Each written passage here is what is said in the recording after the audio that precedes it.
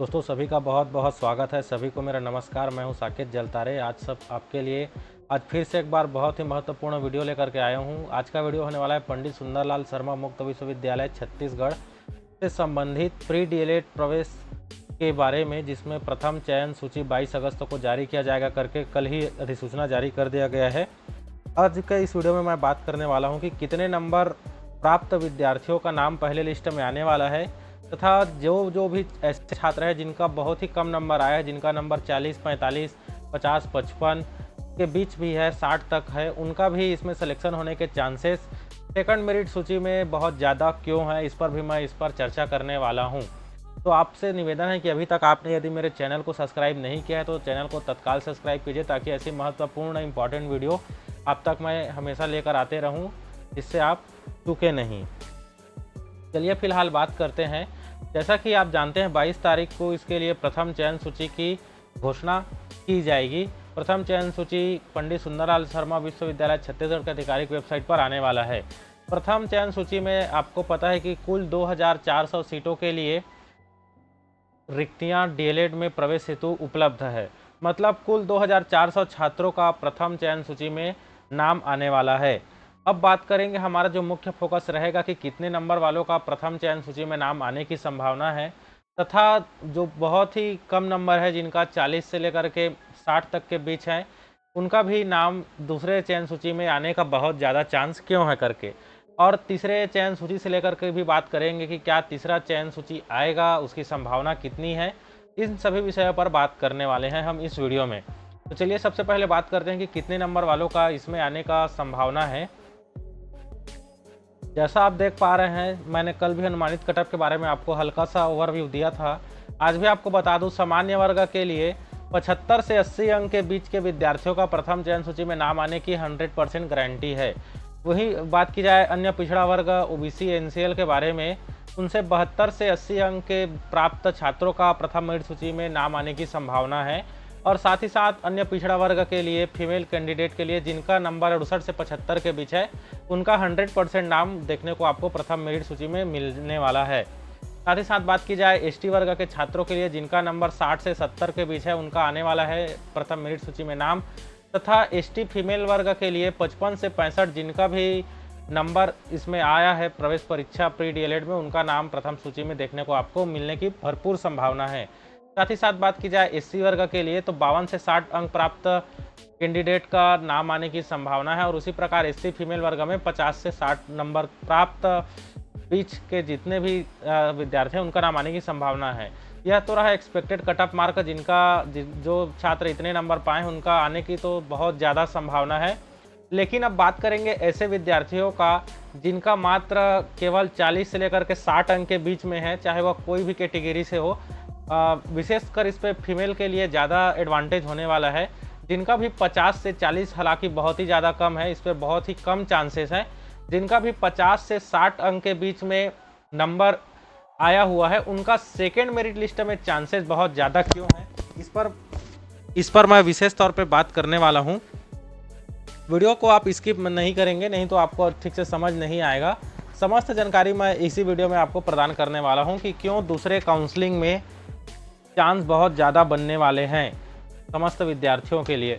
इसके लिए थोड़ा सा गणित मैं आपको समझाता हूं। जैसा कि आप अपने स्क्रीन पर देख पा रहे होंगे, यहाँ पर मैं आपके सामने में जो थोड़ा विशेष ध्यान देंगे, स्टेट काउंसिल यहाँ पर आपको मैं हाईलाइट करके भी बता दूं, स्पष्ट रूप से आप यहाँ पर देख सकते हैं।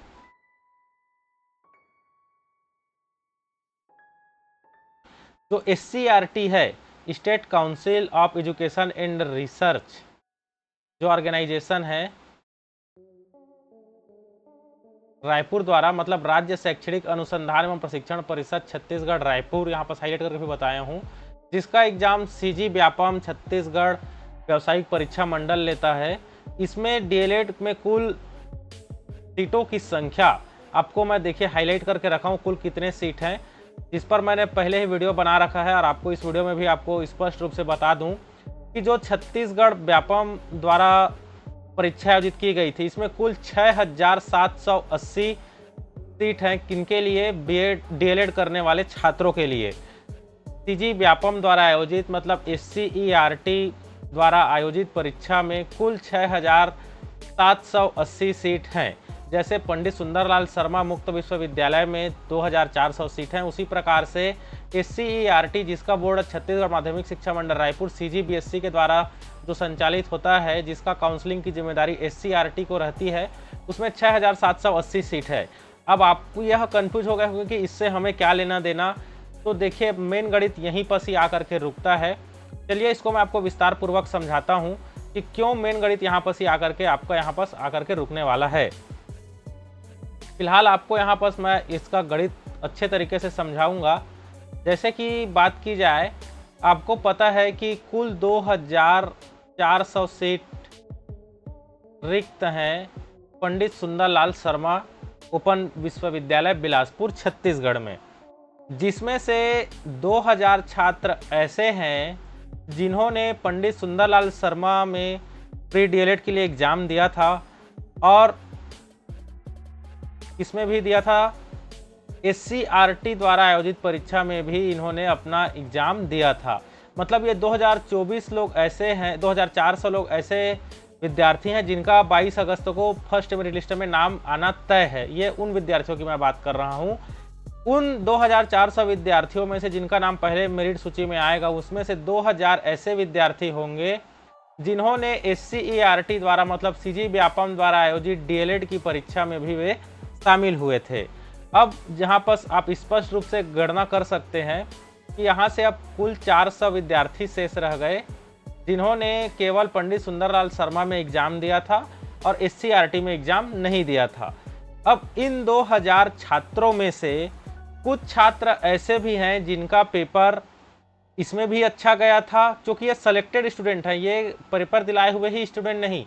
ये 22 अगस्त को जिनका नाम आने वाला है, यह वह स्टूडेंट की सूची है। अब इन 2,000 में से कम 1,500 ऐसे छात्र हैं जिनका पेपर इसमें तो अच्छा गया ही है, पंडित सुंदरलाल शर्मा में, तभी तो इनका नाम इसमें आया है, क्योंकि ये होशियार कैटेगरी के थे, मतलब ये अत्यधिक तेज बुद्धि के थे। हालांकि ऐसा कोई गारंटी या कोई क्राइटेरिया नहीं होता कि किसी का पेपर इसमें बनेगा तो उसमें भी अच्छा बनेगा ही करके। यह प्रश्न के पैटर्न पर आधारित रहता है, किसी का पेपर इसमें अच्छा बनता है, किसी का उसमें अच्छा बनता है। हालांकि पेपर का सिलेबस लगभग एक ही जैसा रहता है, इसलिए 1500 ऐसे छात्र भी हैं जिनका नंबर पंडित सुंदरलाल शर्मा विश्वविद्यालय में अच्छा आया है और उनका SCERT द्वारा आयोजित में भी परीक्षा में भी 1500 छात्र ऐसे हैं जिनमें उनका भी नाम आने की 100% संभावना है। अब यहीं पर बात करते हैं, 1500 छात्र में से 1000 ऐसे भी छात्र हैं, इन 1500 में से 1000 ऐसे छात्र हैं जिनका रुचि SCERT द्वारा संचालित, जिसका बोर्ड छत्तीसगढ़ माध्यमिक शिक्षा मंडल रायपुर है, उसमें DLED करने की इच्छा उनकी होगी। कितने छात्रों की संख्या? 1000 छात्रों की संख्या ऐसी है जिनको SCERT द्वारा संचालित DLED परीक्षा में पाठ्यक्रम में प्रवेश लेने की उनकी इच्छा अत्यधिक है। अब ऐसा क्यों बोल रहा हूँ, यहाँ पर एक रीजन समझेंगे। पंडित सुंदरलाल शर्मा ओपन विश्वविद्यालय एक प्राइवेट कोर्स है जो प्राइवेट स्टूडेंट को भर्ती लेता है, मतलब इसमें छात्र का अध्ययन का प्रकार प्राइवेट रहेगा। ओपन मतलब मुक्त, मतलब प्राइवेट। और जो SCERT अर्थात CGBSC द्वारा जो बोर्ड से संचालित DLED पाठ्यक्रम रहेगा वह रेगुलर रहेगा। अब यहाँ पर आप अच्छे तरीके से जान सकते हैं कि प्राइवेट और रेगुलर में कितना अंतर होता है और छात्रों की चाह प्राइवेट में कितना होता है और रेगुलर में कितना होता है। आप अच्छे से इसको डिफ्रेंशिएट कर सकते हैं। और यहाँ पर अत्यधिक सबसे महत्वपूर्ण बात यह है कि CGBSC द्वारा उनको बोर्ड से, मतलब जो CG व्यापम द्वारा DLED का एग्ज़ाम हुआ है, यदि वे इस कोर्स में भर्ती लेते हैं तो उनको स्कॉलरशिप भी मिलने वाला है। स्कॉलरशिप के साथ साथ ट्रेनिंग वगैरह सभी में इनको बेनिफिट मिलने वाला है। कितने स्टूडेंट को? 1000 स्टूडेंट ऐसे सोच के स्टूडेंट हैं जो यहाँ से छोड़ करके वहाँ पढ़ने की चाह रखते हैं। कहाँ? CGBSC बोर्ड द्वारा संचालित जिसका काउंसलिंग का आयोजन SCERT करता है, वहाँ के पाठ्यक्रम में इनकी पढ़ने की रुचि वहाँ पर है। अब यहाँ पर आप स्पष्ट रूप से देख सकते हैं कि 2400 में से 1000 ऐसे स्टूडेंट हैं जिनका नाम 22 तारीख को आएगा। उनमें से 1000 ऐसे विद्यार्थी हैं जो SCERT द्वारा काउंसलिंग संचालित CGBSE बोर्ड में पाठ्यक्रम DLED में पढ़ने की चाह रखते हैं। अब यहाँ पर थोड़ा इसको मैं साफ कर दूं आपके लिए और बताना और आसान करता हूं। देखिए, अभी मैंने बताया, आप ध्यानपूर्वक समझेंगे। देखिए, मानो तो गंगा माँ है और ना मानो तो बहता पानी, जब तक सांस है तब तक आस है। फिलहाल 22 तारीख को जो होगा वो तो होगा ही होगा। हमारा काम है आपको गाइड करना, अपनी संभावनाओं को आप तक रखना, ठीक है ना। डूबते को तिनके का सहारा लेकर के मैं आपके पास आया हूं। अगर अच्छा लगे तो लाइक करना वीडियो को, अच्छा नहीं लगे तो कोई जोर ज़बरदस्ती नहीं है। और ऐसी इंपॉर्टेंट वीडियो के लिए मेरे चैनल को सब्सक्राइब जरूर कर देना, ताकि आपके लिए मैं महत्वपूर्ण वीडियो लेकर के आते रहूं और आपके सब्सक्रिप्शन से, लाइक से मुझे मोटिवेट मिलते रहे।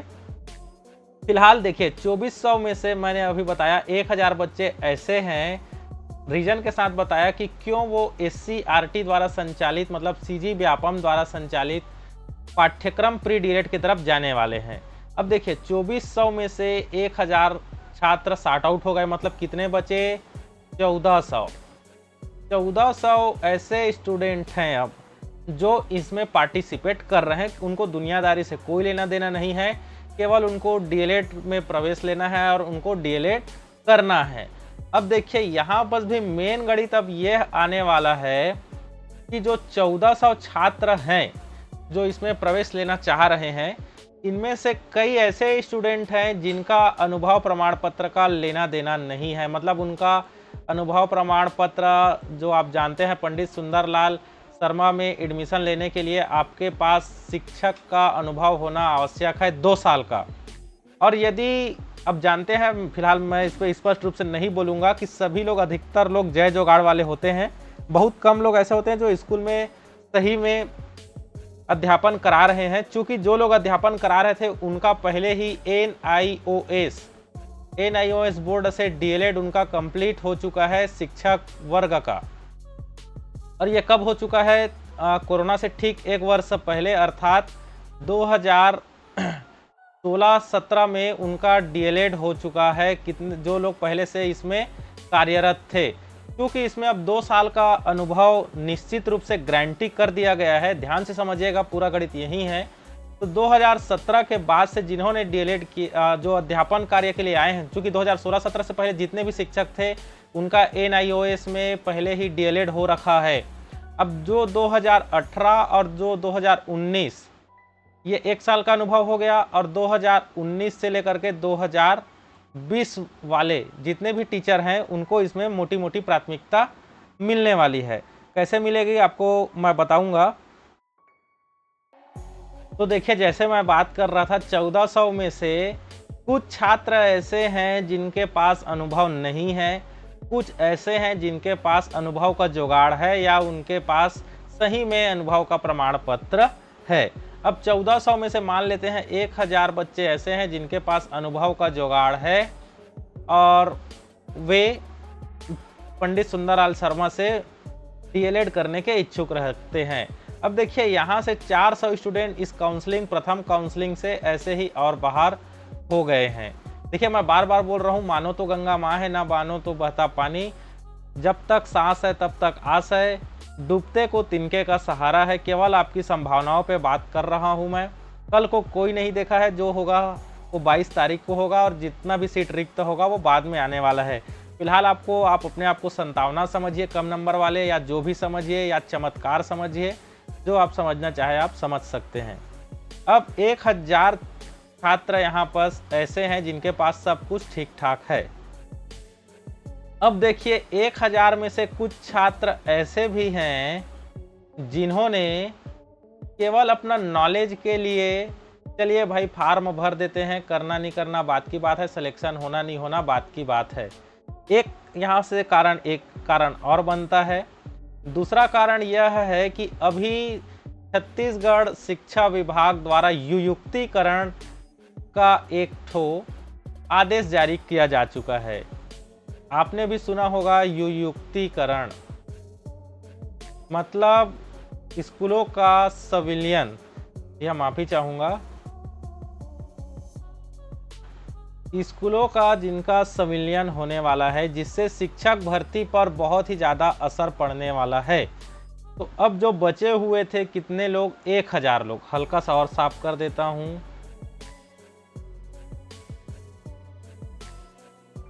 1000 लोग यहाँ पर बचे हुए थे।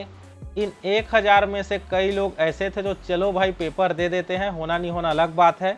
कुछ लोग ऐसे थे जिनको शिक्षक बनना ही था, उनका दृढ़ निश्चय था कि हमको शिक्षक किसी भी हाल में बनना है, इसीलिए हमको डीएलएड करना है।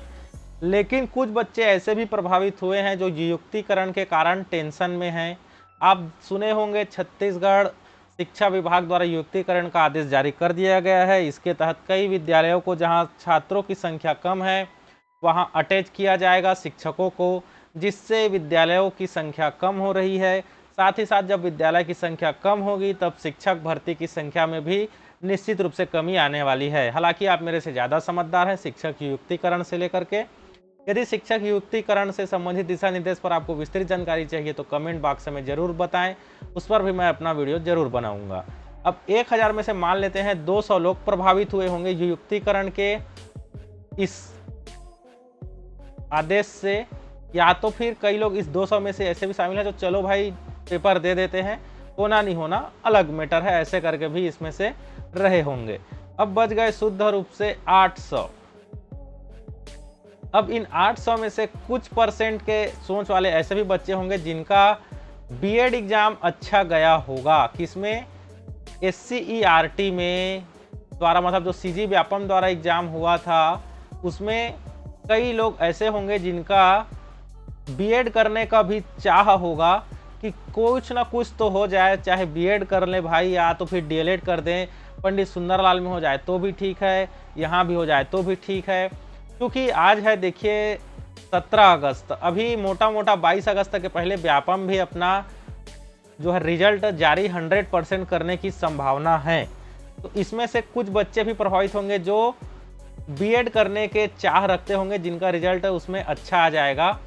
तो इसमें से मान लेते हैं 100 बच्चे यहाँ से भी सॉर्ट आउट हो गए, मानते हैं, केवल क्योंकि जब तक सांस है तब तक आस है, डूबते को तिनके का सहारा, मानो तो गंगा माँ है ना मानो तो बहता पानी, मैं पहले ही बता रहा हूँ।